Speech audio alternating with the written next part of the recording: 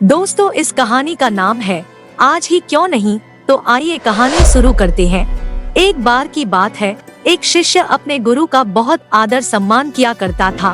गुरु भी अपने इस शिष्य से बहुत स्नेह करते थे, लेकिन वह शिष्य अपने अध्ययन के प्रति आलसी और स्वभाव से दीर्घसूत्री था। सदा स्वाध्याय से दूर भागने की कोशिश करता तथा आज के काम को कल के लिए छोड़ दिया करता था।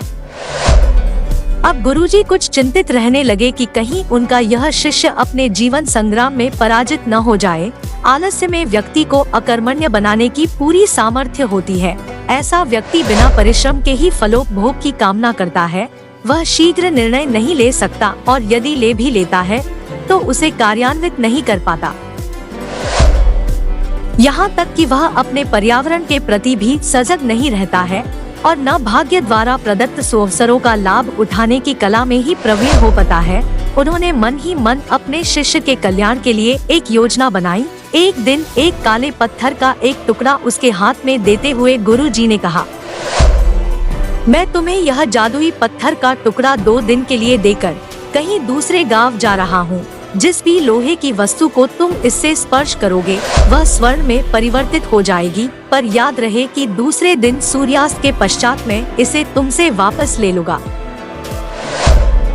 शिष्य इस सुअवसर को पाकर बहुत प्रसन्न हुआ, लेकिन आलसी होने के कारण उसने अपना पहला दिन यह कल्पना करते करते बिता दिया कि जब उसके पास बहुत सारा स्वर्ण होगा तब वह कितना प्रसन्न, सुखी, समृद्ध और संतुष्ट रहेगा। इतने नौकर चाकर होंगे कि उसे पानी पीने के लिए भी नहीं उठाना पड़ेगा।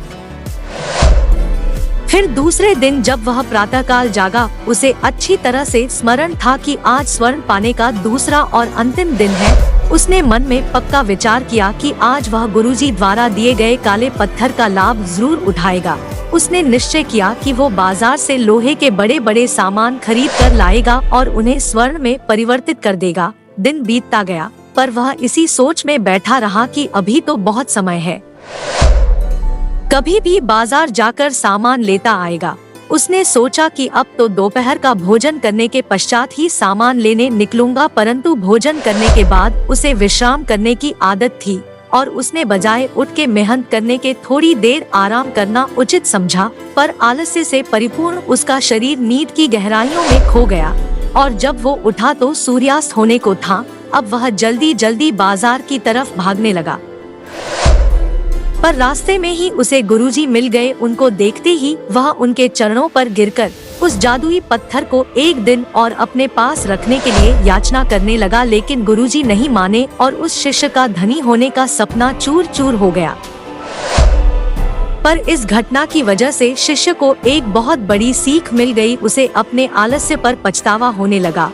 वह समझ गया कि आलस्य उसके जीवन के लिए अभिशाप है और उसने प्रण किया कि अब वो कभी भी काम से जी नहीं चुराएगा और एक कर्मठ, सजग और सक्रिय व्यक्ति बनकर दिखाएगा।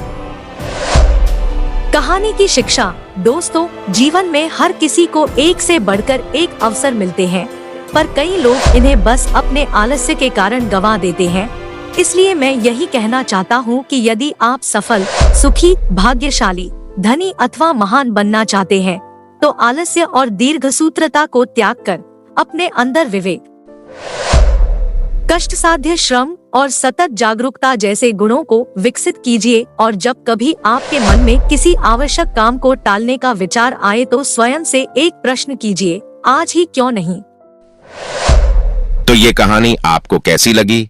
वीडियो अच्छा लगा तो वीडियो को लाइक करें और चैनल को सब्सक्राइब जरूर करें। मिलेंगे और एक नई मजेदार कहानी के साथ। तब तक के लिए जय हिंद।